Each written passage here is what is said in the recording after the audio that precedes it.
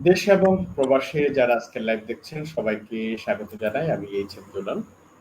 যারা প্রতিদিন আমার লাইভ দেখেন, আজও তাদের জন্য উপহার, তাদের জন্য আয়োজন জীবনের গল্প।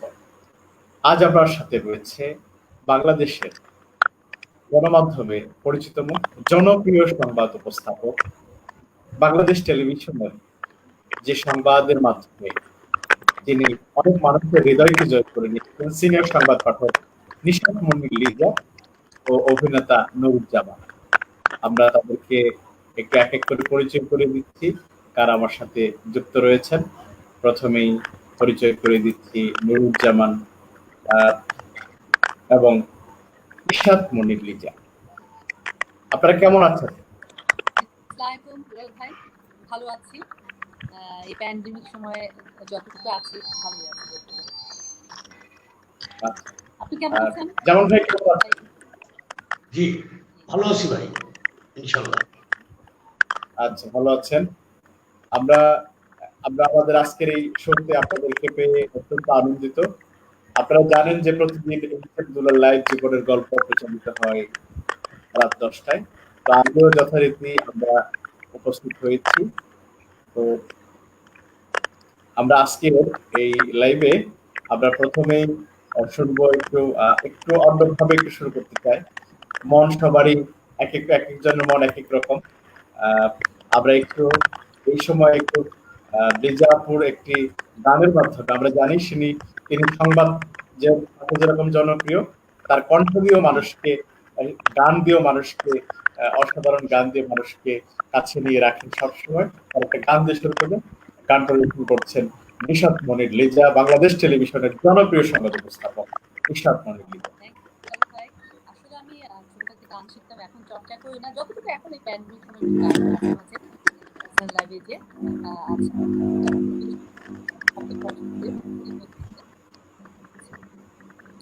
পুরানো দিনের কথা ভুলবি কি রে, হায় সেই চোখের দেখা প্রাণের কথা ভোলা যায়।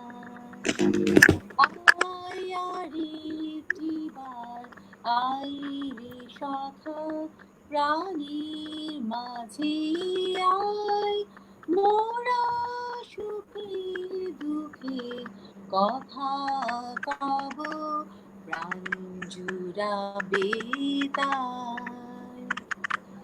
পুরানো সেই দিনের কথা ভুলবি কি রে, হায় সেই চোখের দেখা প্রাণীর কথা সে কি ভোলা যায়।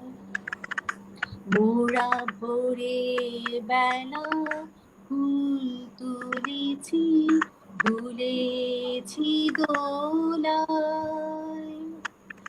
বাজিয়ে বাঁশি গান গেয়েছি বকুলের তলায়। আয় মাঝি হলো ছাড়া ছাড়ি, গেলেন কে কোথায়, আবার দেখা যদি হলো সখা প্রাণীর মাঝে আয়। পুরানো সেই দিনের কথা ভুলবি কি রে, হায় সেই চোখের দেখা প্রাণীর কথা সে কি ভোলা যায়, সে কি ভোলা যায়। আমার গানটা এখন শেষ হলো। আমি যদি চমৎকার গান আমরা শুনতে পাচ্ছিলাম আপনার কাছ থেকে। আমরা একটু আপনার গানের জন্য অনেক অনেক ধন্যবাদ। আমরা একটু এরপরে একটু কবিতা আবৃত্তি শুনবো, জামানদের কাছ থেকে কবিতা আবৃত্তি শুরু করেই আমরা জীবনের গল্প শুরু করতে চাই। যেমন ভাই, আপনি আমাদেরকে নুরুজ্জামান, জনপ্রিয় অভিনেতা এবং আবৃত্তি শিল্পী নুরুজ্জামান। নিশাত নিশাত আপনার আমি মাইকটা অফ রাখছি, আমাদের মাইকগুলো অফ করে দিন। আমি ভাবা দিচ্ছি অফ হচ্ছে। হ্যাঁ, ঠিক আছে। আবৃত্তি করছেন জনপ্রিয় বাচিক শিল্পী অভিনেতা জনাব নুরুজ্জামান।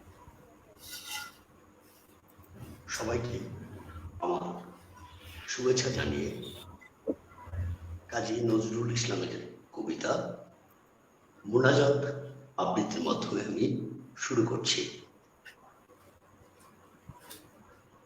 আমার এই সকল ক্ষুদ্রতা হতে বাঁচাও প্রভু উদার। হে প্রভু, শেখাও নিচতার যে নিচ পাপ নাহি আর। যদি শতেক জন্ম পাপে হই পাপী, যুগ যুগান্ত নরকেও চাপি। জানি জানি প্রভু তারও আছে ক্ষমা, ক্ষমা নাহি নিচতার। ক্ষুদ্র করুণা হে প্রভু আমার হৃদয়ের পরিসর, যেন সম ঠাঁই পায় শত্রু মিত্র পর। নিন্দা না করি ঈর্ষায় কারো, অন্যের সুখে সুখ পাই আরো।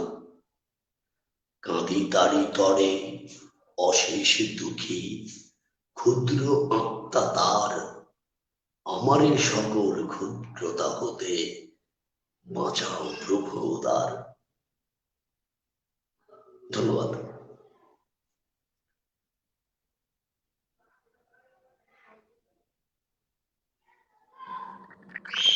ধন্যবাদ। আমরা আপনার কবিতা শুনলাম।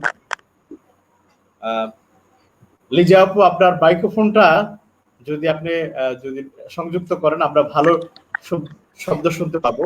আপনার ইয়ারফোনটা যুক্ত করার জন্য কি হয়ে যাচ্ছে? হ্যাঁ, আপনার অডিওটা আমরা একটু সমস্যা করছি আর কি।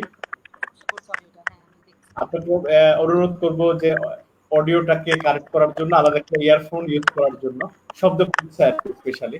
এবং আপনি যদি নতুন করে আমাদের সাথে যুক্ত হন, হয়তো নতুন করে সুন্দর হতে পারে আর কি। আমরা একটু সেই প্রত্যাশায় রয়েছি। জি জি জি। তো আমরা একটু জনাব নুরুজ্জামান আপনার সাথে আপনার মাধ্যমে একটু শুনতে চাই, আপনার জীবনের গল্প একটু শুনতে চাই। শুনতে পাচ্ছেন আমাকে জনাব জামান? শুনতে পাচ্ছেন? আমার তো আসলে ইয়ারফোন ছাড়া একটু শোনার কষ্ট প্রবলেম হচ্ছে, তারপর চেষ্টা করছি। আপনার একটু ব্যক্তিগত পরিচয়টা জানার চেষ্টা করব। আপনার কোথায় জন্ম, ব্যক্তিগত পরিচয়, কোথায় কৈশোর জীবন কেটেছে, কোথায় শৈশব কেটেছে, সেই বিষয়গুলো একটু যদি বলতেন আবার আজকের দর্শকদের উদ্দেশ্যে।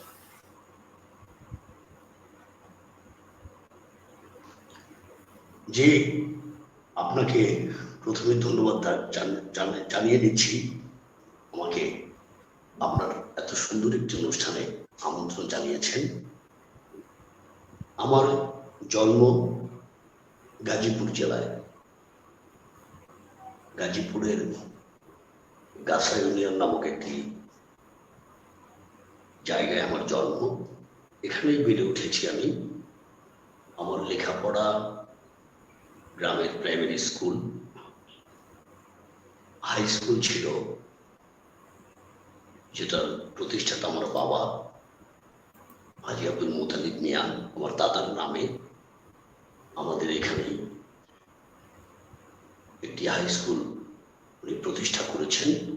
আমার ষষ্ঠ শ্রেণী থেকে এসএসসি পাস পর্যন্ত আমার এই স্কুলেই কাটে। স্কুলটির নাম ছিল খাইলকুর বাদশাহ মিয়া অগ্রণী বিদ্যালয়। তারপর আমার কলেজ জীবন কেটেছে গাজীপুরের ঐতিহ্যবাহী এবং সুনামধন্য একটি প্রতিষ্ঠান ভাওয়াল বদরে আলম সরকারি বিশ্ববিদ্যালয় কলেজ। ওই সময় বিশ্ববিদ্যালয় ছিল না, আমি যখন ভর্তি হয়েছি ওইখানে আমার এইচএসসি এবং আমার ডিগ্রি পাস আমি ওইখানেই করি। লেখাপড়ার পাশাপাশি আমি সাংস্কৃতিক চর্চা করতাম বেশ ছোট থেকে। আমাদের এলাকায় বেশ অনেক গুণী শিল্পীরা ছিলেন, তাদের সহচর্য পেয়েছি আমি ছোটবেলা থেকেই, এবং আমার চর্চাটাও আমাদের এলাকা ভিত্তিকই গড়ে উঠেছিল। গাজীপুর জেলার মধ্যেই আমি সীমাবদ্ধ ছিলাম। এখানে ছোট থেকে আমি শিশু সংগঠন, বাংলাদেশের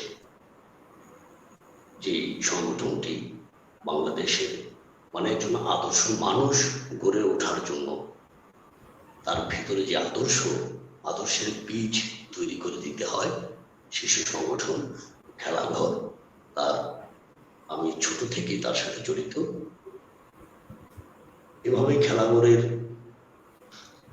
স্থানীয় ভাবে জেলা ভিত্তিক এবং কেন্দ্রীয় বিভিন্ন অনুষ্ঠানগুলোতে আমরা অংশগ্রহণ করেছি, আর এভাবেই চলছিল। তারপর আমি হঠাৎ করে মানে নিজের শখের বসে যা বলে এই আবৃত্তি করতাম ছোট থেকে। আমি শখের বশবর্তী হয়ে আমি আমাদের জাতির পিতা বঙ্গবন্ধুর শোক দিবস উপলক্ষে একটি সিডির মোড়ক উন্মোচন করাই, যেটা আমাদের গাজীপুর জেলা খেলাঘর এবং কেন্দ্রীয় খেলাঘর আসর খুব সুন্দর একটি অনুষ্ঠানের মাধ্যমে আমার অনুষ্ঠানটি ওই দিন ওনারা সম্পন্ন করেছিল বাংলাদেশ শিল্পকলা একাডেমিতে। ওই অনুষ্ঠানে দেশের আমার সৌভাগ্য হয়েছিল, দেশের বরেণ্য সব আবৃত্তি শিল্পীরা উপস্থিত ছিলেন, কবিরা উপস্থিত ছিলেন। ইভেন ওই অনুষ্ঠানে তারা আমাকে জানেন এবং আমার সাথে পরিচয় হন। বিশ্বাস করবেন না, এর আগে ওনারা কেউ আমাকে চিনত না। যাই হোক, তারপর থেকে এই চলছে। এর মধ্যে আমি আপনার মাধ্যমে আমার এই এখানে আসার পেছনে যারা সবচেয়ে সহযোগিতা করেছেন, আপনার মাধ্যমে আমি তাদেরকে ধন্যবাদ এবং শুভেচ্ছা জানাতে চাই। আমার গাজীপুর জেলা খেলাঘর আসর, তার প্রধান একজন সংগঠক সুনীল কুমার সরকার মিন্টু, আমার বড় ভাই। ওই সময় উনি গাজীপুর জেলা খেলাঘরের সাধারণ সম্পাদক ছিলেন, তারিকুজ্জামান হিমু ভাই। পাশাপাশি এই খেলাঘর সংগঠনের সাথে যারা কাজ করেন আমাদের শিশু বন্ধুরা এবং তাদের যারা অভিভাবিকা আছেন, তারা মারাত্মকভাবে আমাকে সহযোগিতা করেছেন, উৎসাহ জুগিয়েছেন। এবং আপনি বিশ্বাস করবেন না, আমাদের যে শিশু কর্মীরা খেলাঘরে আছে, বিশেষ করে তাদের যে অভিভাবকরা ছিল, তাদের উৎসাহেই আসলে আমার আবৃত্তিতে ঢুকে পড়া এখন যা বুঝি আর কি। তারপর আমার কেন্দ্রীয় খেলাঘর আসলে আমাদের সবার শ্রদ্ধেয় মায়ের মতো, যিনি এখনো পর্যন্ত জনাব জামান, আপনি যুক্ত থাকেন আমাদের সাথে, আপনি যুক্ত থাকেন। আমরা আমাদের নিশাত মনির লিজাকে যুক্ত করতে পেরেছি, যদিও আমরা তাকে একটু হারিয়ে ফেলেছিলাম। তার গানের মাধ্যমে আমরা হারিয়ে গিয়েছিলাম অন্য একটা জায়গায়, আর প্রযুক্তির কারণে আমরা হারিয়ে গিয়েছিলাম স্ক্রিন থেকে। আবারও তাকে ফিরে পেয়েছি। কংগ্রেচুলেশন, অভিনন্দন জীবনের গল্পে। লিজা, আপনার গল্পতে আমাকে আজকে যে অতিথি হিসেবে দুলাল ভাই আমাকে ই করেছেন, লাইভে যুক্ত করেছেন, আমি সত্যি আপনার কাছে ধন্যবাদ। আপনার যে এই জনপ্রিয়তা আজকে সারা বাংলাদেশে এবং বিশ্বের যারা বাংলা ভাষাভাষী যারা রয়েছে, যারা বাংলাদেশ টেলিভিশন দেখে, যারা বাংলাদেশের সংবাদ দেখে, তাদের কাছে নিশাত মনির লিজা একটা পরিচিত নাম। যারা এক বাক্যেই যাকে চিনতে পারে, আইডেন্টিফাই করা যায়, তার নাম হলো নিশাত মনির লিজা। এই নিশাত মনির লিজার হওয়ার পিছনের গল্প আমরা জানতে চাই, আজকের এই জীবনের গল্প।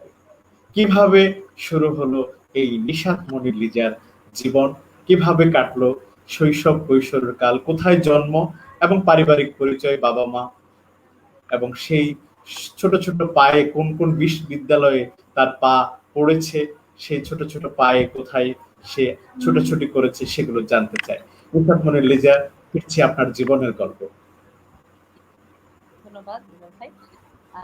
আসলে ছোটবেলা আমার মানে প্রথম কাহিনী যেটা বলতে গেলে, জন্ম হয়েছে ঢাকায় আমার মা বাবার সূত্রে। আর তারপরে আমার আব্বার বিজনেস ছিল, সেই বিজনেসটা যেহেতু মানে কাস্টম ক্লিয়ার ফরওয়ার্ডিং, তো সে আমার পলিটিক্স করতো, তখন সেই দৌলতে আমাদের চিটাগং যাওয়া হলো। মানে আমি KG1 KG2 1 থেকে 5 চিটাগং করতাম। তো আমরা যারা চিটাগংয়ের বাসী, যারা চিটাগংয়ে থাকেন, তারা অবশ্যই জানেন যে চিটাগং আগ্রাবাদ সিটি নামে একটা জায়গা আছে, হাতিখড়ি নামে একটা স্কুল আছে জাম্বুরি ফিল্ডে। আপনি আমাকে ছোটকালে নিয়ে গেলেন সেই স্মৃতিতে, শৈশবের স্মৃতি। বড় মাঠের ওখানে একটা হাতিখড়ি স্কুল ছিল, ওখানে আমি KG1 KG2 করেছি। ওখান থেকে কিছু টিচাররা বের হয়ে গেল, একটা সিলভার কিন্ডারগার্টেন নামে একটা স্কুল খুললো, ভালো টিচাররা, হেড মিস্ট্রেস। তো তখন আমি 1 to 5 সিলভার কিন্ডারগার্টেনে পড়েছি। আর চিটাগং বলতে আমার চিটাগংয়ের প্রাণের শহর। যদিও আমি বরিশালে জন্মগ্রহণ, মানে বরিশাল আমার আব্বা আম্মার দেশ, তো কিন্তু আমার চিটাগংয়ের প্রতি একটা আলাদা মানে ফ্যাসিনেশন আছে। সেই ছোটবেলায় পাহাড় দেখতাম, সেই আগ্রাবাদ সিটিতে যখন ছিলাম, পিছনে একটা খাল যেত, বৃষ্টি হলে চিটাগংয়ে ভরে যেত। হ্যাঁ, তো ওই স্মৃতিটা আসলে খুব মধুর। যখন আত্মীয় স্বজনে বেড়াতে আসতো, বছরে একবার কক্সবাজার যেতাম, রাঙামাটি যেতাম। চিটাগংয়ে তো একদম বৃষ্টিতে ভরা, হ্যাঁ, সুন্দর সুন্দর খুবই ভালো লাগতো। ওই শৈশবকালটা আমার খুবই ভালো কেটেছে। টিচাররা বলেন, ফ্রেন্ডরা বলেন, খুব আদর করতো, অন্যরকম কেটেছে। তারপর ঢাকায় চলে আসলাম 6 থেকে 10 পড়লাম সেন্ট্রাল গভর্নমেন্ট গার্লস স্কুল। তারপরে আমি SSC দিলাম 89-এ। পরে আমি ভিকারুননিসা কলেজ থেকে 91-এ ইন্টার দিলাম। এটা কাহিনী। কিন্তু শৈশবকালে আমার খুব ভালো লাগতো বৃষ্টি, চিরঙের সাম্পান। শৈশবকালে কথা বলতে যাই, এগুলো আমার খুব পছন্দ ছিল। ঘুরেছি কাপ্তালিকে আব্বার দৌলতে। আমি খুব ঘুরতে পছন্দ করি, প্রকৃতি দেখতে খুব পছন্দ করি। আর পাহাড়কে আমি ভুলি না, পাহাড় খুব পছন্দ আমার। পাহাড়, সমুদ্র, পতেঙ্গা সৈকতে যেতাম ফ্যামিলিকে নিয়ে। ওগুলো এখনো আমার মন নাড়া দেয়। এখনো আমি বছরে একবার ছেলে মেয়েকে নিয়ে যাই, আমার খুব পছন্দ। আর যখন ঢাকা চলে আসলাম, খুব কান্নাকাটি করেছি, ঢাকায় যাব না। কিন্তু ঢাকায় আব্বুর আবার বিজনেস, ঢাকায় আসতে হলো। ঢাকায় যাব না, ঢাকায় যাব না। তো চিরংকে ভুলতে পারিনি। চিরংয়ে আমার মামা থাকেন, ওখানে যাওয়া হয়। সেই প্রকৃতিতে বেড়ে ওঠার জন্য, সেই চিরংয়ে থাকার জন্য আমার মধ্যে মনে হয় সবসময় একটা মানে কাজ করে যে বৃষ্টি হলে প্রকৃতিতে ছুটে যাওয়া। হ্যাঁ, এটা আমার মধ্যে এখনো আছে, বাঙালিপনা যে আমাদের, এইটা এখনো কাজ করে। তো ঢাকায় যেটা হলো, ইন্টার দেওয়ার পরে আমি তখন বিটিভিতে উপস্থাপনা করেছি একটা অনুষ্ঠানে, আমরা নতুন নতুন তৈরির একটা অনুষ্ঠানে। সেখানে আমার ওই সময় আব্বা খুব কনজারভেটিভ ছিল। এই মেয়েকে বিয়ে বিটিভিতে দিবা না, হ্যাঁ এগুলো করলে মেয়েদের ভালো বিয়ে হয় না। আমরা আব্বা এই টাইপের ছিল। আম্মা বলে থাক একটু করুক, অনেক মডেলিং এর অফার আসছিল, এটা সে আব্বা দিবে না নাটক টাটকে। তো উপস্থাপনাটা ঠিক আছে, ওটা করেছি। ওটা করার পরপরই আমার যে শ্বশুর, সে আবার বরিশালে মেয়ে খুঁজতেছিল আর কি, তার বড় ছেলের জন্য। তো আবার ওখানে বাটার যে কাদের সাহেব, চিনেন হয়তো, যে হাসাতেন, খুব মজা, উনি এখনো আছেন কাদের আনতে, উনি আমার বন্ধু। এরা আমাকে ঠিকানা খুঁজে বের করে দিল। হ্যাঁ, যে আমাকে দেখেছে উপস্থাপনায়, একটা আমার দেবর দেখেছে, মেয়েটাকে স্লিম, ইন্টারমিডিয়েট পাস, তারপরে ওই বয়সটা, ওই সময়টা, বরিশালের মেয়ে। আর আমার দাদা ছিল বরিশাল BM কলেজের, উনি প্রফেসর, ওনার আবার ছাত্র ছিল আমার শ্বশুর। তো সে যখন এটা শুনলো, সে আরো খুশি হলো যে আমার স্যারের নাতি, তার বড় ছেলের জন্য আনতেই হবে। আর পেশায় আমার হাজবেন্ড একজন আর্কিটেক্ট। তো যাই হোক, তো তখন পরে আমার মনে হলো যে আমি তো তখন আমার বিয়ে মানে গ্রাজুয়েশন করতে পারিনি। ইন্টার দেওয়ার পরপরই আম্মা বললো পড়াশোনা হবে ইনশাল্লাহ। তারপর আমার বিয়ে হয়ে গেল। তারপরে আমি গ্রাজুয়েশন করেছি লালমাটি কলেজ থেকে। মাস্টার্স ইডেনে ভর্তি হয়েছিলাম, কিন্তু এর মধ্যে আমার বড় মেয়েটা হয়ে গেল দেখে যা হয়। আর আমি একটু সত্যি কথা, আজকে দেশবাসীর সামনে একটা সত্যি কথা বলি, আমি খুবই অলস প্রকৃতির মানুষ, এবং পড়াশোনায় অনেক মানে ভালো করতে পারতাম, আরো ভালো করতে পারতাম, অনেক জীবনে অনেক কিছু করতে পারতাম। তা আমার কাছে মনে হয়েছে যে আমি একটু পড়াশোনায় লেজি ছিলাম, আম্মা অনেক খুশি করতে, প্রেশার দিত। তো যাই হোক, তো ভাবলাম ঠিক আছে, এই পর্যন্ত ঠিক আছে। মাস্টার্স আর করা হয়নি। তারপরে লতেও ভর্তি হয়েছিলাম সেন্ট্রাল ল কলেজে, সেখানেও 1 ইয়ার করে আর করা হয়নি। এরপরে যেটা হলো যে, ইশাতুল লিজা আজকে সংবাদ হলো এরপরে আমি যেটা হলো যে টিভিতে আমার তখন অ্যানাউন্সমেন্টের ই দিচ্ছিল যে অ্যানাউন্সমেন্টে নেওয়া হবে, হ্যাঁ। তখন নিউজেও আমি একটা অ্যাপ্লিকেশন জমা দিলাম। তখন আমার বয়স মনে হয় 22 কি 23। তো ওই সময় আমাকে নিবে না।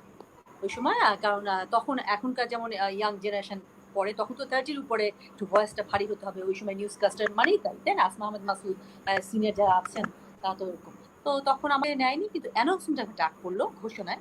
তখন আমার আম্মা বললো, তখন কিন্তু আমি ম্যারিড, শ্বশুর বাড়ি আছি, জয়েন্ট ফ্যামিলি, এক মানে বড় ছেলের বউ, বুঝতেই পারছেন। আমার শ্বশুর খুব পছন্দ করতো, শাশুড়ি একটু প্রতিবন্ধকতা হয়েছিলেন। এই তো তারপরে সবাই মেনে নিল ব্যাপারটা। হাজবেন্ড বললো ঠিক আছে। হাজবেন্ড বললো যে আমি একটা জিনিস পছন্দ করি, তুমি যদি নিউজে যাও তো সেটা যেতে পারো। আর অ্যানাউন্সমেন্ট তো এখন আপাতত ঢুকো, পরে নিউজে যেতে হবে। তো আমি ওইভাবেই অ্যানাউন্সমেন্টে চলে গেলাম। পরে 6 বছর অ্যানাউন্সমেন্ট করে পরে নিউজে অ্যালাউ করলো। এইভাবেই আমার লাইফটা শুরু হলো। এটাই হলো কথা। আর গানটা হলো কি, গানটা আমি গিয়েছি ছোটকালে, কিন্তু তারপরে হঠাৎ করে আমার শাশুড়ি পছন্দ করতো না বলে গানটা বন্ধ। এখনো মনে মনে আওড়াই গান গাই, আমি ইন্টার গান শিখেছি বাসায়। এটা হলো আপাতত আমার মানে নিশাত মুনি লিজা সংবাদ পাঠিক হওয়ার পিছনে। এর পিছনে আমার আব্বা আমার অবদান আছে।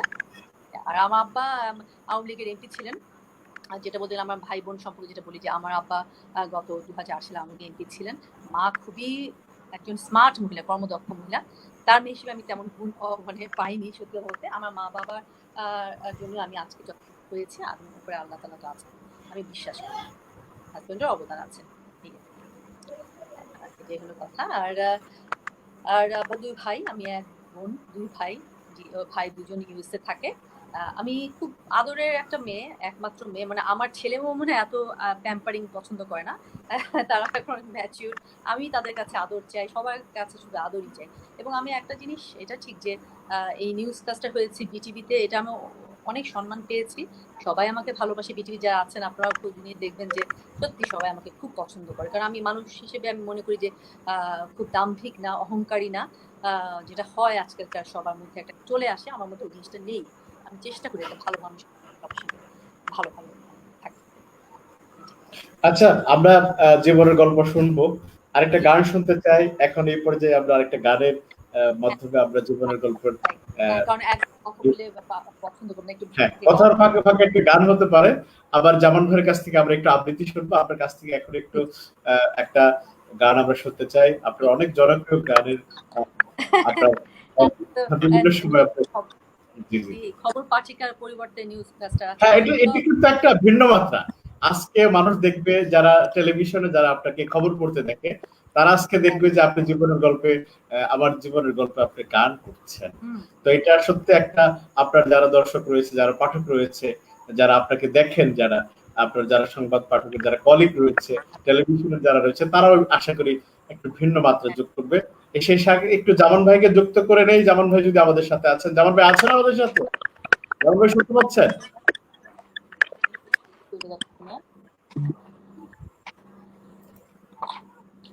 আচ্ছা, তো আমি কি মান্নাদের একটা সবাই তো সুখী হতে চায় এটা গাবো? হ্যাঁ, মান্নাদের একটা গান আপনি শোনাতে পারেন। আর যারা এই মুহূর্তে আপনারা এসে যুক্ত হচ্ছেন, তাদেরকে জানাই হিতেমদুলার লাইভ জীবনের গল্প প্রতিদিন রাত 10টায় অনুষ্ঠিত হয়। চাইলে আপনিও আপনার জীবনের গল্প তুলে ধরতে পারেন। আপনার তথ্য, আপনার জীবনের বিভিন্ন নানা ঘটনা আমাকে জানাতে পারেন। আর আমি আপনাদেরকে তুলে ধরবো আপনাদের জীবনের গল্প। আপনাদেরকে আমন্ত্রণ জানাই আবার যে কোনো একটি পর্বে আপনি এসে অংশগ্রহণ করবেন, এই আশাবাদ ব্যক্ত করছি। চলে যাচ্ছি জীবনের গল্পের এ পর্যায়ে একটি গান নিয়ে আমাদের মাঝে যুক্ত, মানে গান পরিবেশন করবেন আর কি, যেটা আমাদের প্রিয় নিশাত মনির লিজা। জি, স্টার্ট। মান্নাদের গানটা গাচ্ছি। সবাই তো সুখী হতে চায়, সবাই তো সুখী হতে চায়, তবু কেউ সুখী হয়, কেউ হয় না। জানি না বলে যা লোকে সত্যি কি না, জানি না বলে যা লোকে সত্যি কি না। কপালে সবার নাকি সুখ সয় না, সবাই তো সুখী হতে চায়, তবু কেউ সুখী হয় কেউ হয় না,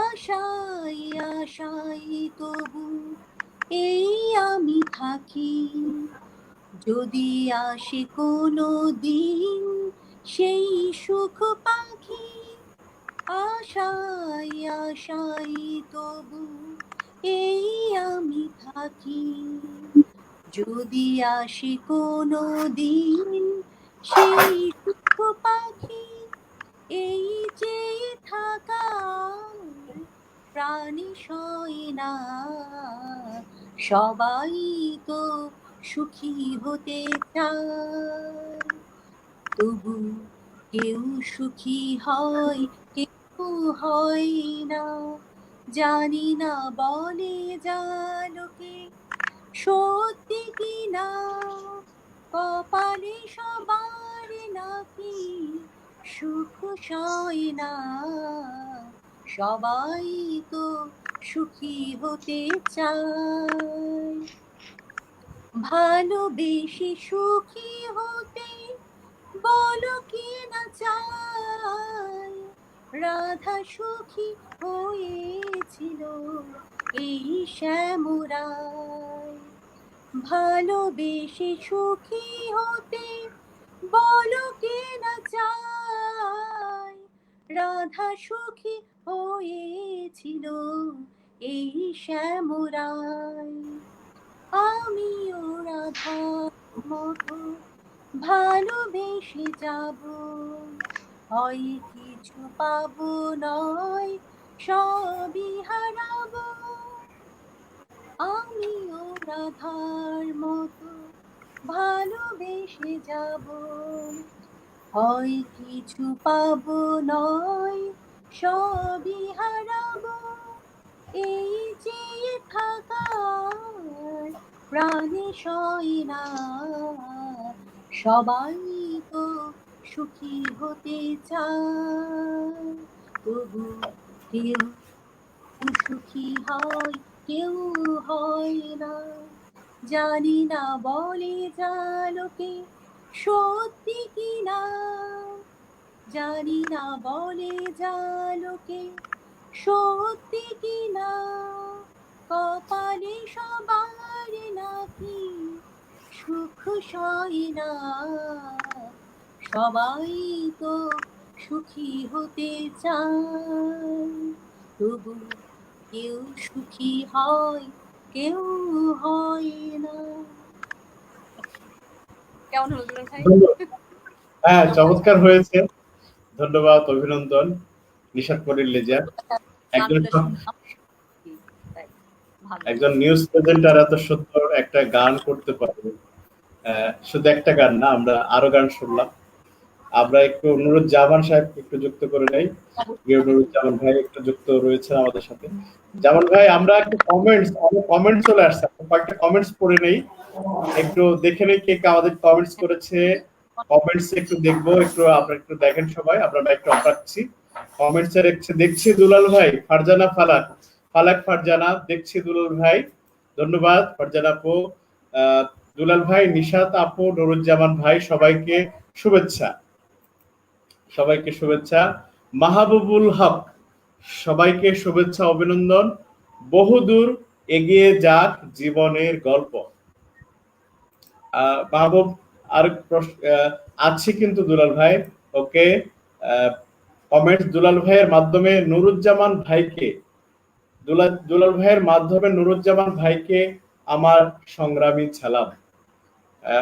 মাহবুব ভাই নুরুজ্জামান ভাইকে সালাম দিয়েছেন। এরপরে আরেকটা কমেন্টস, বাহ চমৎকার গান শুনলাম লিজা আপা, আপনার আরো গান শুনতে চাই আপনার কণ্ঠে। লিজাপুর কাছ থেকে গান শুনতে চাচ্ছে।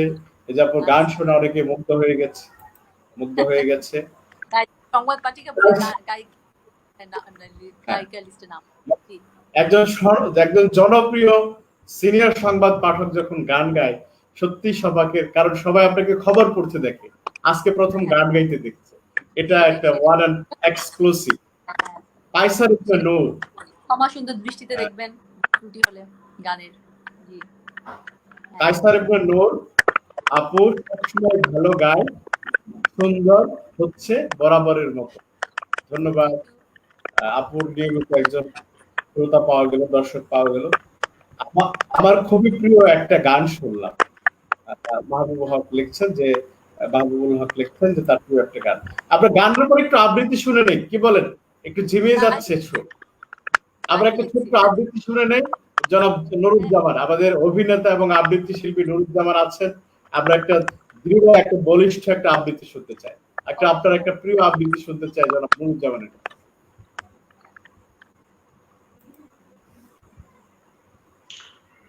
আমি এবার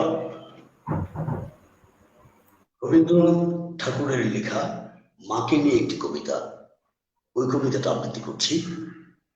কবিতার শিরোনাম মনে পড়া।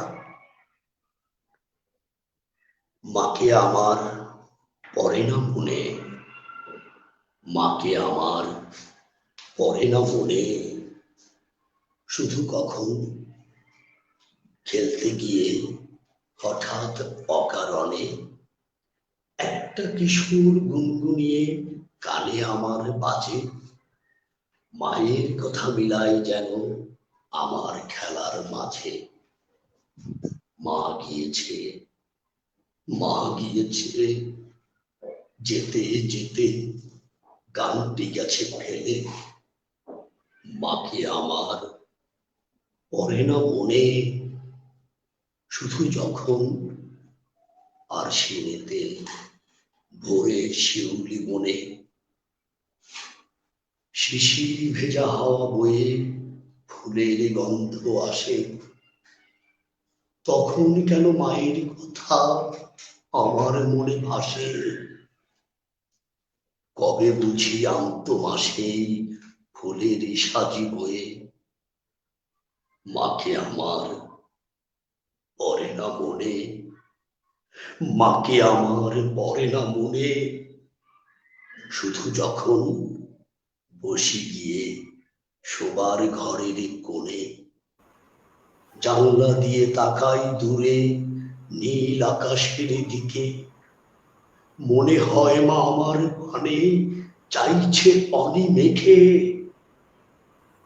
কুলের পরে ধরে কবে দেখতো আমায় চেয়ে, সেই চাউনি রেখে গেছে সারা আকাশ ছেয়ে, সেই চাউনি রেখে গেছে সারা আকাশ ছেয়ে, মাকে আমার পড়ে না মনে, মাকে আমার পড়ে না মনে। ধন্যবাদ। ধন্যবাদ। আমরা সুন্দর কবিতা শুনলাম, মাকে নিয়ে লেখা কবিতা। আমরা সেই মায়ের কথা স্মরণ করতে করতে মায়ের অনেক কাছে চলে গিয়েছিলাম। আজকে অনেকেই কমেন্টস করছেন। ফালাক ফারজানা লিখছেন, দুলাল ভাই মাহবুবুল হক কিন্তু আপনার দুলাল ভাই, সে বরিশাল থেকে দেখছে। হ্যাঁ, ফারজানা, ফালাক এবং মাহবুবুল হককে এর আগে জীবনের গল্পে আমরা দেখেছি এবং দর্শক দেখেছে। তো জনাব মাহবুবুল হকের জন্য অনেক অনেক শুভকামনা। সেই বরিশাল থেকে আমাদের লাইভ দেখছেন। আর আপনাদের মাইকগুলো অন করে আমাদের সাথে যুক্ত হওয়ার জন্য অনুরোধ করছি। আপনাদের অডিওটা অন করে আপনারা কথা বলবেন।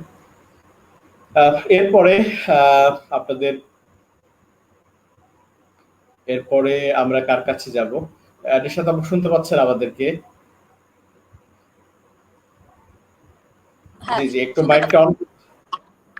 হ্যাঁ, আপনি আমার একটু প্রবলেম হচ্ছে, অফ হয়ে যাচ্ছে। জি আচ্ছা, জি জি জি জি জি জি।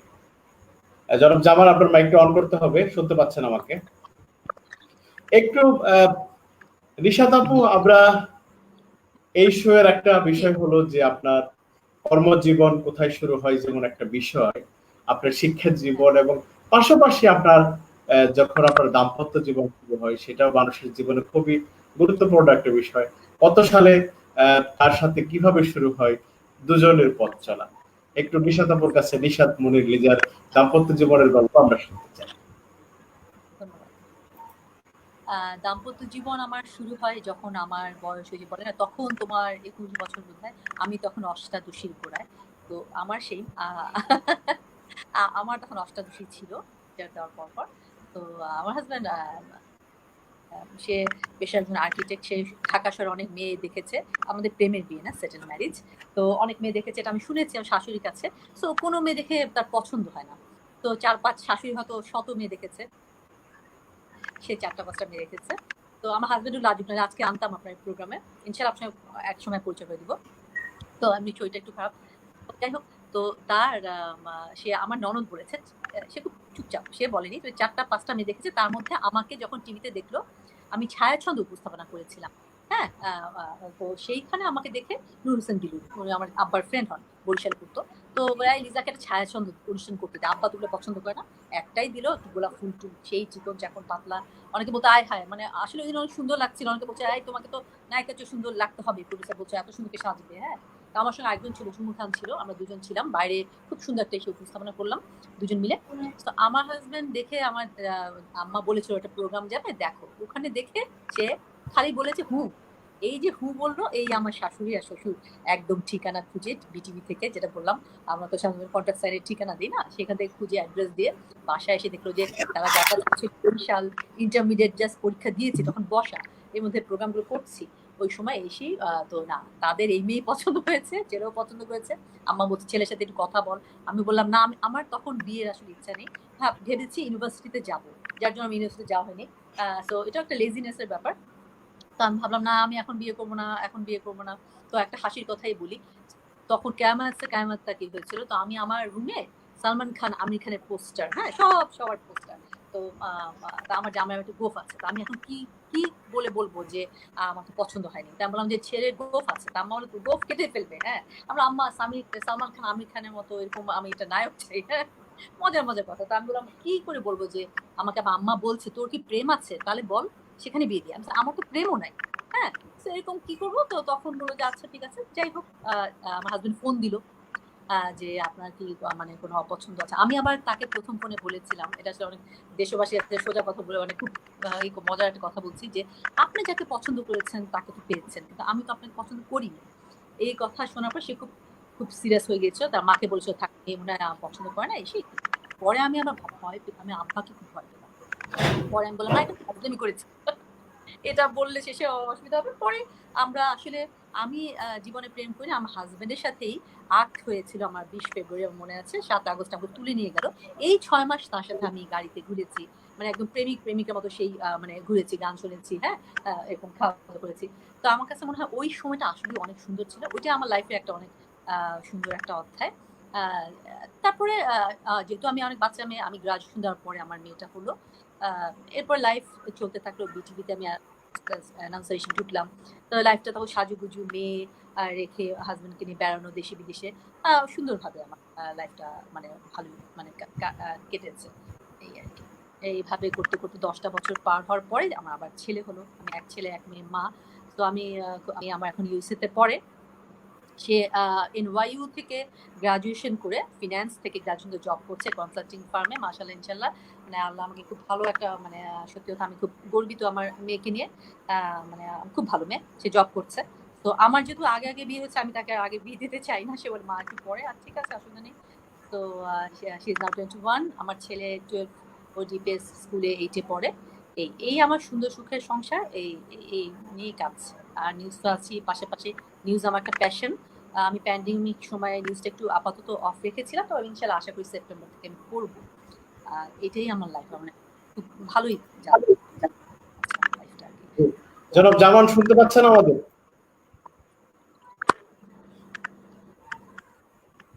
যারা আমাদেরকে শুনতে পাচ্ছেন, জামান আমাদেরকে শুনতে পাচ্ছেন? জনাব নুরুজ্জামান শুনছি ভাই। এখন আপনার দাম্পত্য জীবনের গল্প শুনতে চাই আমরা। নিশাদ মনির লিজার দাম্পত্য জীবনের গল্প শুনলাম, কিভাবে শুরু করেছিল, এই জীবনে কিভাবে প্রবেশ করলেন। আর এর মধ্যে আপনার অনেক কমেন্টস আমরা পেয়েছি। জামান ভাই মুগ্ধ হলাম আপনার আবৃত্তি শুনে। নুরুজ্জামান ভাই অসাধারণ আবৃত্তি শুনলাম দুলাল ভাইয়ের জীবনের গল্প আয়োজনের মাধ্যমে। মাহবুবুল হক আরেকটি কমেন্টসে লিখেছেন। এখন আমরা একটু জানতে চাই নুরুজ্জামান কিভাবে তার দাম্পত্য জীবন শুরু করেছিল, কার সাথে কত সনে, এখন সর্বশেষ কি অবস্থা? জি, ধন্যবাদ ভাই। আপনার মাধ্যমে এখনো যারা জানে না, এরকম আমার অজানা বন্ধুরা জানতে পারবে। আপনাকে ধন্যবাদ দিচ্ছি। আসলে আমার যার সাথে আমার বিয়ে হয়, সে আমার সম্পর্কে আত্মীয়ের মধ্যেই ছিল। তাকেই আমি বিয়ে করি। বেশ ছোট সময় সে আসতো, বেড়াতে আসতো। তো বাচ্চাদেরকে অনেকে দুষ্টামি করে না একটু বড়রা, তা আমি কেনই যেন ওকে সবসময় আমি খেপাতাম। সে সে আমার সামনে পড়লেই তাকে আমি বলতাম যে এই মেয়ে তোকে বিয়ে করবো, এটা বললেই সে কান্না শুরু করতো ভাই। যাই হোক, এভাবেই তাকে আমি খেপাতাম, ভালো লাগতো। পাশাপাশি যে সময় আমার বিয়ের আলোচনা শুরু হলো, সেই সময় আমার বিভিন্ন জায়গা থেকে গার্জিয়ানরা বিয়ের জন্য বলতেছে। আসলে আমার বিয়ের তেমন ইচ্ছে ছিল না ওই সময়, তো মাত্র লেখাপড়া শেষ করেছি আমি। তারপর যেন আমার এই সময় বিয়ে না করতে হয়, এই জন্য আমি একটু ফাঁকি দিতে চেয়েছিলাম। আমি আমার গার্জিয়ানদেরকে বললাম, ঠিক আছে যদি বিয়ে করতে হয় তাহলে আপনারা ওই মেয়েকে ওই মেয়ের গার্জিয়ানের কাছে যান, ওকে আমি বিয়ে করবো। আমার মনে হয়েছিল যে সে তখন অনেক ছোট, মাত্র 7 এ সম্ভবত উঠেছে, 7ম শ্রেণীতে। হ্যাঁ, তা আমার গার্জিয়ানরা গেল। যাওয়ার পর যখন প্রস্তাব করলো, ওই বাড়ি থেকে তারা এক বাক্যে রাজি হয়ে গেল যে ভাই আপনি আসছেন আমাদের মেয়েকে আপনি ছেলের বউ হিসাবে ঘরে নিবেন, এটা তো আমাদের জন্য না করার কিছু না, আপনি আমাদের গার্জিয়ান। আর আপনি আসছেন আমাদের মেয়ে নিতে, তো এখানে তো আর না বলার কিছু নাই ভাই। আমি তো রীতিমতো ফেসে যাওয়ার মতো অবস্থা, যেটা হয় দুলাল ভাই। আমি ফাঁকি দিতে চেয়েছিলাম। যাই হোক, ওই যেদিন গেল প্রস্তাব নিয়ে, 1 সপ্তাহের মধ্যে আমাদের বিয়েও হয়ে গেল। আশ্চর্য। হ্যাঁ, তো যাই হোক, যেহেতু হয়েই গেছে, ওইভাবেই আমরা আমাদের জীবন শুরু করলাম। 2 বছর আমরা ওকে বাবার বাড়িতেই ছিল, ছোট ছিল তো। আমার আখ বা কাবিন যাকে বলে আমাদের সমাজে, ওই কাবিনের পরে তাকে তাদের বাড়িতে 2 বছর তাদের বাড়িতে ছিল। আমরা 2 বছর পর তাকে উঠিয়ে আনি এবং সেই থেকেই ঘর করছি। আপনার ভাবি খুব সহজ সরল একজন মেয়ে, মানে সাদা মনের, এবং যার মধ্যে কোনো মানে প্যাচ বলতে কিছু থাকে না। হ্যাঁ, এরকম একটা মেয়ে। ভালোই আছি আমরা। আমার এক মেয়ে, এক ছেলে।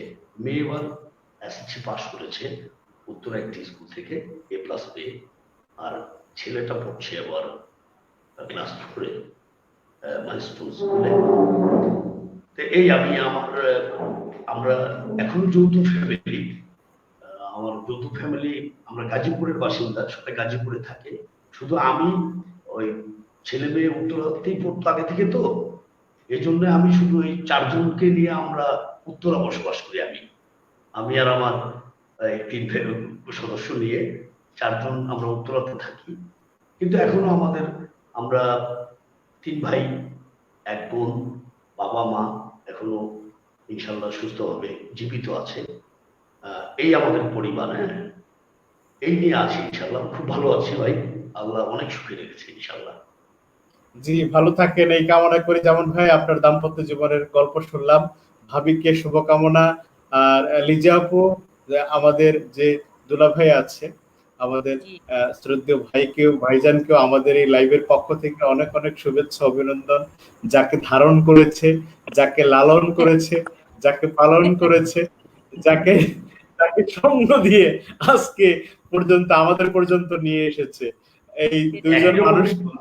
এরকম একই রকম, কিন্তু আমি কিন্তু ছোট থেকে, আমার যে এখন সঙ্গিনী, তাকে ছোট থেকে তাকে আমি টিচ করতাম যে মেয়েকে তোকে বিয়ে করবো। দুইজনের জীবনের মিল আছে আর কি। জি আচ্ছা, জি যা হোক, এই জন্যই হয়তো আজকে আপনাদের দুজনকে একত্র করতে পেরেছি। তো আমরা আরেকটা কমেন্ট দেখি, জীবনের গল্পের মাধ্যমে সবার জীবনের মজার মজার গল্প আমরা উপহার পাচ্ছি, তাই দুলাল ভাইকে শুভেচ্ছা। আপনাকেও ফালাক ফারজার, আপনাকেও ধন্যবাদ আমাদেরকে আমাদের এই জীবনের গল্প পরিচালনায় পিছন থেকে সহযোগিতা করার জন্য। আমরা কমেন্টস পেলাম, শিমুল সরকার, জামানকে অভিনন্দন।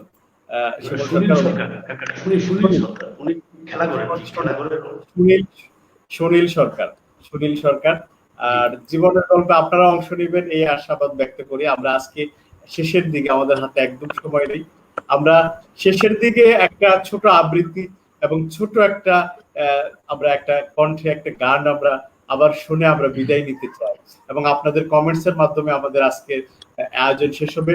প্রথমে একটু জামান ভাই আপনার কাছ থেকে একটু ছোট্ট কবিতা আবৃত্তি, কোন একটা কবিতার অংশ বিশেষ, আর এরপরে নিশাত মনির লিজার কণ্ঠে খুব জনপ্রিয় আরো একটি গান শুনতে শুনতে আমরা বিদায় নিব আর কি।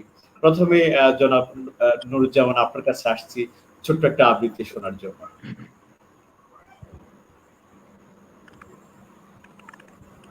আমি ছোট্ট করে বলছি, কাজী নজরুল ইসলামের একটি অসাধারণ লেখা ছোট্ট কবিতাই। এটা গানও, অনেকে গানও গায় এই কবিতা দিয়ে। কাজী নজরুল ইসলামের লেখা আপন পিয়াসী। আমার আপনার চেয়ে আপন যে জন, খুঁজি তারে আমি আপনায়। আমি শুনি যেন তার চরণের ধ্বনি, আমারই পিয়াসী বাসনায়। আমার আপনার মাঝে আপন যে জন, খুঁজি তারে আমি আপনায়। আমারই মনের তৃষিত আকাশে কাঁদে সে চাতক আকুল পিয়াসে। প্রভু সে চকর সুধা চোর আসে, নিশীথে সকলে জুছনায়। আমার মনের পিয়ানো তমালে হেরি তারে স্নেহ মেঘ সেন। অশনি আলোকে হেরি তারে ধীর বিজুলি উজ্জ্বল অবিরাম। আমারই রচিত কাননে বসিয়া পরানো পিয়ারে মালিকা রচিয়া। সেমালা সহসা দেখিন জাগিয়া, আপনারই গলে তুলে হায়। আমার আপনার মাঝে আপন যে জন, খুঁজি তারে আমি আপনায়। ধন্যবাদ। ধন্যবাদ যারা জাওয়ার, আপনাকে এত সুন্দর একটা বিষয় আপনি আবৃত্তি করলেন নজরুলের লেখা। তো আমরা একটু আবার যেমনটা বলছিলাম যে লিজা আপুর একটি গান আমরা শুনে আমরা আজকে বিদায় নিব। এখন আমাদের একটু ছোট করে হলেও আমাদের নিশাত মনির লিজা আমাদের গানের ভ্রমণে আবারও আমাদেরকে গানের সঙ্গে গানের বন্যায় আমাদেরকে ভাসাবেন। চারিদিকে বর্ষাকাল, কোথাও বৃষ্টি হচ্ছে থেমে থেমে, এখন গানের বৃষ্টি হবে আর সেই বৃষ্টি যিনি আজকে তিনি হচ্ছেন নিশাত মনির লিজা, জনপ্রিয় সংবাদ উপস্থাপক, বাংলাদেশ টেলিভিশন, জনাব Nishat Monir Liza. Thank you, I am honoured. আমি এই গানটা গাচ্ছি যে মৌসুমী ভৌমিকে আমি শুনেছি সেদিন তুমি, এই গানটা গাচ্ছি। গানটা অনেক বড় নাকি হাফ গে নাকি পুরোটা না রে? আমি শুনেছি সেদিন তুমি সাগরের ঢেউয়ে চেপে নীল জল দিগন্ত ছুঁয়ে এসেছো। আমি শুনেছি সেদিন তুমি নোনাবালি তীর ধরে বহুদূর হেঁটে এসেছো। আমি কখনো যাইনি জলে, কখনো ভাসিনি নীলে, কখনো রাখিনি চোখ ডানা মেলা গাং চিলে। আবার যেদিন তুমি সমুদ্র স্থানে যাবে, আমাকেও সাথে নিও, নেবে তো আমায়, বলো নেবে তো আমায়।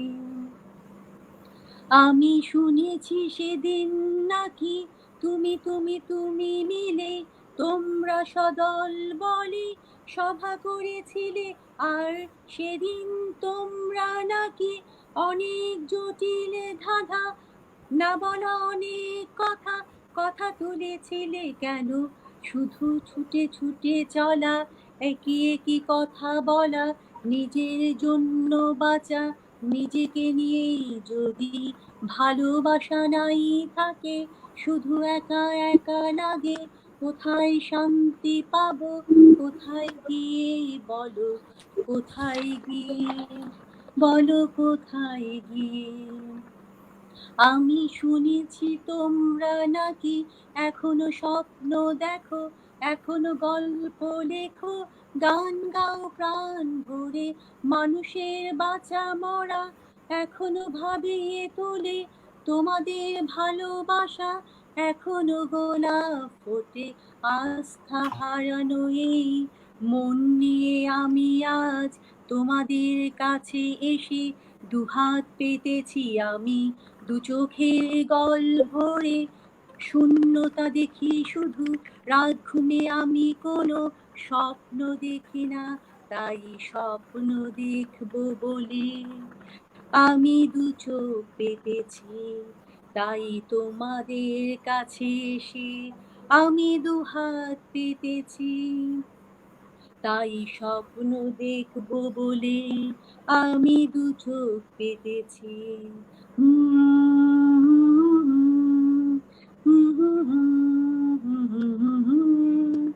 লা লা লা লা লা লা লা লা লা লা।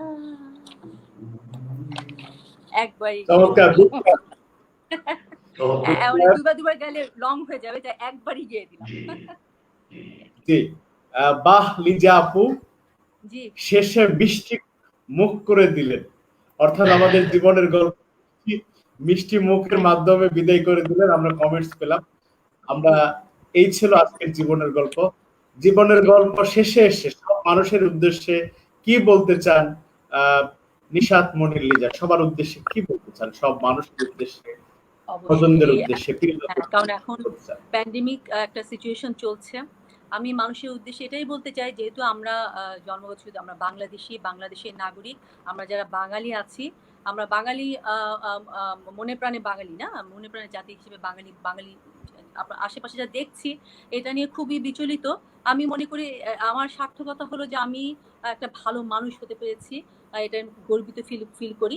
আর ব্যর্থতা যেটা মনে হয় যে মাঝে মাঝে মনে হয় যে এই দেশের এত মানে মানে মানে অসৎ, আমাদের বাঙালি একটা পৃথিবীতে অনেক একটা নাম করা একটা স্থানে ছিল, তাই না? কিন্তু সেটা অনেকটাই মানে আমাদের এখন অনেক বদনাম হয়ে গেছে। এটা থেকে আমাদের মুক্ত হয়ে আসা উচিত। আমাদের প্রত্যেককে তার নিজেকে প্রতিদিন যতটুকু পারা যায় পজিটিভিটি গ্রহণ করা উচিত নেগেটিভিটি থেকে, এবং আমার দেশকে ভালোবাসতেও হবে যতটুকু পারি। আমরা যার যতটুকু মানে ইচ্ছা আছে, যার যতটুকু সামর্থ্য আছে, আমাদের এই বাংলাদেশকে, আমাদের এই পৃথিবীকে কিছু দেওয়ার আছে। আমি আশা করি আমরা সবাই যার যার স্থান থেকে সেটা আমরা চেষ্টা করবো। এটা আমার পক্ষ থেকে। জি ধন্যবাদ। কি বলতে চান জনাব জামান?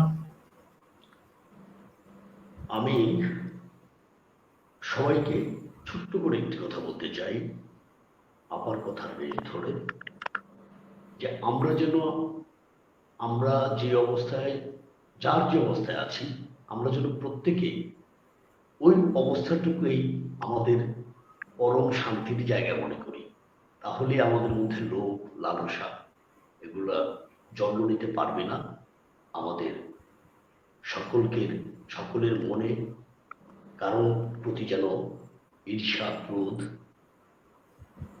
ঘৃণা না জন্মায়। সবাইকে যেন আমরা মানুষ হিসেবে আপন করে নিতে পারি, এবং আমি যে অবস্থানে আছি সবসময় যেন নিজেকে আল্লাহর কাছে শুকরিয়া আদায় করে থাকতে পারি যে আল্লাহ, এই অবস্থায় আমি ভালো আছি, আমাকে ভালো রেখেছেন। আমি যেন কোনোদিন অভাব অনুভব না করি, তাহলে কোনো সময়ই অভাব যাবে না কারণ, এবং তাদের মধ্যে খারাপের যে কুরিপুগুলো আছে তা জেগে উঠবে। যদি আমরা এভাবে চলতে পারি তাহলে এই পৃথিবী অবশ্যই সুন্দর হবে। আবার এই পৃথিবীর মানুষ ঘুরে দাঁড়াবে, ভালোভাবে এগিয়ে চলবে আমাদের এই মানব সভ্যতা। এই বলেই ধন্যবাদ দিচ্ছি। পাশাপাশি বিশেষ করে ফালাক আপাকে আপনার মাধ্যমে ধন্যবাদ জানাচ্ছি। আমাদের আবৃত্তি অঙ্গনে ফালাক আপা এত জনপ্রিয় এবং এমন একজন মানুষ আসলে ভাবা যায় না। সবাইকে খুব আপনজনের মতো সহজে আপন করে নেন এবং প্রত্যেকের সাথে ওনার খুব ভালো সম্পর্ক। সবাইকে উনি ভালোবাসেন। আমরা যেন সবাই ওনার মতো হতে পারি, সবাইকে ভালোবাসি। এই কথা বলে আমি বিদায় নিচ্ছি। ভালো থাকবেন। তো সর্বশেষ একটা কথা, একটা প্রশ্ন, যে বিষয়টা আমি জানতে চাই, যে আপনারা আজকে 55তম জীবনের গল্পে অংশগ্রহণ করেছেন। অনেক মানুষ এসেছে, অনেকে দেখেছেন, অনেকে সামনেও দেখবেন। আমরা 1 মিলিয়ন 10 লাখ মানুষের জীবনের গল্প মানুষকে জানাতে চাই। এই জীবনের গল্প থেকে যদি কারো জীবনের পরিবর্তনের অনুপ্রেরণা জোটে, তবেই আমি সার্থক জীবনের গল্প। কিভাবে দেখছেন নিশাত মনির লিজা এই জীবনের গল্প, এই লাইফ, এই ভিন্ন মাত্রার এই লাইফকে কিভাবে মূল্যায়ন করছেন? কি পরামর্শ বা কি বলবো আপনার? হ্যাঁ, না আমি দেখছি আপনি প্রথম যেদিন করেছিলাম আমার মনে আছে না, আমাদের নিউজ কাপ প্রেজেন্টার করেছিলাম সেই প্যান্ডেমিকের প্রথম সময় মার্চ মাসের দিকে বা এপ্রিল মাসের দিকে। সো তার থেকে এখন যে 55তম আজকে আপনি পর্বে উন্নীত হলো, আপনি জীবনের গল্প আমাদের খুবই অনেকটাই অনেক আগিয়েছেন, অনেক ভালো করেছেন। আশা করি এবং আপনার উপস্থাপক, আপনি তো উপস্থাপনা করেন না, খুব সুন্দর কথা উঠে আনছেন আপনার। আজকে আমার খুব পছন্দ হয়েছে যে আপনি খুব সুন্দর ওয়েতে নিউজামান ভাই এবং আমি খুব সুন্দর করে খুব উপস্থাপনা করেছেন। এটা আসলে অনেক অনেক অনেক আপনার এই হচ্ছে এবং আমাদের এই জীবনের গল্পতে অনেকে জীবনের কাহিনী শুনতে পাচ্ছে। এরকম লাইভে তো জীবনের কাহিনী সবাই বলেন, এখন খালি প্যান্ডেমিক, করোনা এই সেই নিয়ে আলোচনা হয়। এটা আমার কাছে আসলে একটা নতুনত্ব লেগেছে। আর নিজের গল্প, নিজের জীবনের গল্প বলতে পারাটা এই দর্শকের সামনে এটা কম কথা নয়, তাই না? এটা সবাই জানতে পারলো। এর জন্য হ্যাটস অফ আপনাকে। খুবই সুন্দর একটা অনুষ্ঠান আপনি করছেন এবং আরো এগিয়ে যান। আপনার দোয়া করি আপনার 100তম বর্ষে যেন এটা হয়, তখনও আমরা যেন আবারও থাকি। আপনার প্রথম গেস্ট হিসেবে মনে আছে শুরু করেছিলেন, ইনশাল্লাহ দুলাল ভাই জয় হোক। আশা করি খুব ভালো লেগেছে। আর আপনি মানুষ হিসেবেও খুব ভালো, আমি এটা মনে করি। আমি সবচেয়ে প্রথমে যেটা মনে করি, মানুষ হিসেবে আমাদের ভালো হওয়া উচিত। হ্যাঁ, সাদা মনের মানুষ, আমরা সাদা মনের মানুষদেরকে খুঁজে পাই না। তো তাদের যখন খুঁজে পাই তখন তাদের সাথে আসলে গল্প করা, আড্ডা দেওয়া, এটা আসলে খুবই প্রাণবন্ত হয়েছে। আজকে আমার খুব ভালো লেগেছে। আমি একটা একজন মানুষ আমাকে আপনি গান গাওয়ালেন, আমি মাঝে মাঝে নিজে গাই লাইভে নিজের ফেসবুক থেকে, কিন্তু এরকম আসলে সাহস পাইনি। আপনি বলেছেন বিধায় আজকে গাইলাম। যাই হোক, ক্ষমা সুন্দর দৃষ্টি দেখবেন এবং আপনি এগিয়ে চলেন। আমরা আছি আপনার জন্য, অবশ্যই দোয়া রইল অবশ্যই। আর এই প্যান্ডেমিক সময় অবশ্যই সবাই সাবধান থাকবেন, এটা আবারও কথা না। মাস্ক, স্যানিটাইজার এগুলো আমাদের ব্যবহার করতে হবে। আমাদের প্রাইম মিনিস্টার অনেক চেষ্টা করছেন, তো আমরাও তাদের শুধু একা তো করলে হবে না, আমাদের সবাইকে আমাদের দেশের প্রতি ভালোবেসে এটা আমাদের করতে হবে। সবাইকে এক হয়ে আমাদের চলতে হবে এবং ভালো মনের মানুষকে খুঁজে খুঁজে আমাদের ভালো কাজ করতে হবে। আর নেগেটিভ মানুষকে আমাদের দূরে ফেলতে হবে। তার দিন শিখে এটা আমি বিশ্বাস করলাম প্যান্ডেমিক সময়ে, এটাই আমি শিক্ষা নিয়েছি। আপনার অনুষ্ঠানটা আমি করতে পারে খুবই মানে আনন্দিত এবং আমি খুব অনার ফিল করছি। সত্যি আমি খুবই খুশি হয়েছি। ভাই আপনি অবশ্যই ভালো থাকবেন, ফ্যামিলি নিয়ে আপনার জন্য দোয়া রইল। আর আরো এগিয়ে যান, আরো এগিয়ে যান। এটা অনেক দূর যাক আপনার জীবনের গল্প, আমাদের এই লাইভ আড্ডাটা আমরা আরো ভালো মানুষ দেখবো ইনশাল্লাহ। আমরাও আসবো মাঝে মাঝে, আমাদের তো ভুলে যান না, এটাই আশা করি ইনশাল্লাহ। সেটাই আর কি। হ্যাঁ ইনশাল্লাহ ভালো থাকবেন। জি, যেমন ভাই আপনার কাছ থেকে শুনতে চাইবো একটু, যেমন ভাই ছোট করে একটু বলবেন। দুলাল ভাই, আপনি আমাদের দম বন্ধ করা যে অবস্থায় আমরা পড়েছিলাম, ঠিক সেই মুহূর্তে আপনি আপনার এই অনুষ্ঠানটা শুরু করলেন এবং আমি যতটুকু আপনাকে দেখেছি, জানি আপনার সম্বন্ধে, সবসময় আপনি ক্রিয়েটিভ বা ভিন্ন একটা কিছু করেন। আর যে উদ্দেশ্য থেকে আপনি এই অনুষ্ঠানটি শুরু করেছেন, ওই যে বললেন না যে কারো জীবনের যদি একটু পরিবর্তন আসে, আপনার এত লক্ষ লোককে বা তাদেরকে চরিত্রকে আপনি ক্যামেরার সামনে তুলে আনবেন এবং তাদেরকে দেখবে ওরা, অবশ্যই আপনার যে মূল উদ্দেশ্য ছিল এই অনুষ্ঠানটির, অবশ্যই আপনি কামিয়াব হবেন। এবং আমার বিশ্বাস, আমি আপনার অনেকগুলো অনুষ্ঠান দেখেছি জীবনের গল্পের, আমার ইতিমধ্যে বিশ্বাস যে অনেকের মধ্যে আপনি প্রতিফলন তৈরি করতে পেরেছে। এই অনুষ্ঠানের প্রভাব পড়েছে, কারণ যারা আসছে সমাজের প্রত্যেকটা মানুষ সাদা মনের, ইয়াপা যেটা বলবো, সাদা মনের ভালো মানুষ, এবং আসলেই যারা শিল্প সাহিত্যের সাথে জড়িত থাকে তারা আসলেই ভালো হয়। তারা কারো খারাপ কোনো সময় কারো মনে আসে না। এটা একটা বড় গুণ শিল্পীদের। আমরা যতটুকু শিল্পীদেরকে আমরা যতটুকু জানি, নিজেরা শিল্পী বা শিল্পর সাথে আছি বলে বলছি না, শিল্পীদের মনে আসলে কোনো সময় কালিমা লাগে না, লাগতে পারে না। আপনি এত সুন্দর সুন্দর মানুষ সামনে নিয়ে আসছেন, আমাদের ইতিমধ্যে বিশ্বাস আপনার এই অনুষ্ঠানের প্রভাব অনেকের মধ্যেই পড়েছে। আপনার মাধ্যমে আমি আবারও বলতে চাই, প্রত্যেকেই আমরা সাদা হয়ে যাই, মনের দিকে সাদা হয়ে যাই, ইনশাল্লাহ ঘুরে দাঁড়াবে সবাই, সবার ভালো হবে, সবার মঙ্গল হবে। আমি আপনার এই অনুষ্ঠানের সাফল্য কামনা করছি, এবং সেই সাথে যারা আজকে অনুষ্ঠান দেখেছেন এবং পরেও যারা দেখবেন, থেকে আন্তরিক অভিনন্দন এবং ধন্যবাদ জানিয়ে আপনার কাছ থেকে যদি বিদায় করেন তাহলে বিদায় হয়ে যাব। সবাইকে সালাম। জি, সবাইকে ধন্যবাদ। নিশাত আপু আপনাকেও ধন্যবাদ, জামান ভাই আপনাকেও ধন্যবাদ। আপনাদের মতো গুণী মানুষরা এই শোতে আসে বলেই আমার শো আজকে জনপ্রিয়। আজকে আমার এই শো আজকে মানুষের মুখে মুখে যতটুকু আলোচিত হয়, যতটুকু মানুষ দেখেন, তার সবই আপনাদের ভালোবাসার ফসল। আমি খুব ছোট্ট একজন মানুষ, খুবই ক্ষুদ্র একজন মানুষ, তবে সেই সমস্ত মানুষের পাশে থেকে সেই মাটির মতো সুরভিত হতে চাই। যেমন গোলাপ বাগানে যখন পাপড়িগুলা পড়ে মাটির উপর, তখন সেই গোলাপের পাপড়ির কারণে কিন্তু মাটির থেকে সুগন্ধ বের হতে থাকে। তো আপনাদের গোলাপের পাপড়িগুলো আমার উপর পড়বে, আপনাদের জীবনের গল্পগুলো নিয়ে আমি সুন্দর জীবন করতে চাই, মানুষের জীবনকে একটু রাস্তা দেখাতে চাই। আশা করি সেই স্বপ্ন পূরণ হবে। এইচ.এম. দুলাল লাইভ জীবনের গল্প যারা আজকে দেখলেন বা ভবিষ্যতেও দেখবেন, তাদের জন্য এটাই মেসেজ। ভালো থাকুন। মোহাম্মদ নুরুজ্জামান, ভালো থাকুন। বাংলাদেশ টেলিভিশনের জনপ্রিয় সংবাদ পাঠক নিশাত মনির লিজা, দুজনকেই অনেক অনেক শুভেচ্ছা অভিনন্দন জানিয়ে আজকে জীবনের গল্প শেষ করছি।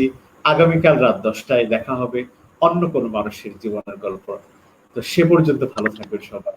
করোনার কালের সময়ে সবাই ভালো থাকুন, স্বাস্থ্যবিধি মেনে চলুন, নিরাপদে থাকুন। আল্লাহ হাফেজ। শুভরাত্রি। বিদায় নিচ্ছি এখানে। সবাই ভালো থাকুন। ধন্যবাদ। শুভকামনা। শুভরাত্রি।